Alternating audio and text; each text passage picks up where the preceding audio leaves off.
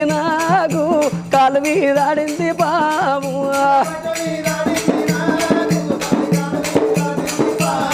ఆ మట్ట మీదాడింది నాకు కాలు మీదాడింది పాము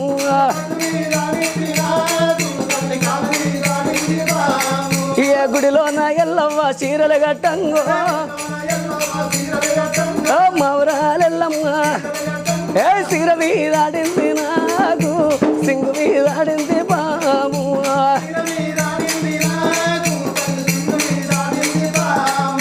అమ్మ రేరుకా పరాశక్తి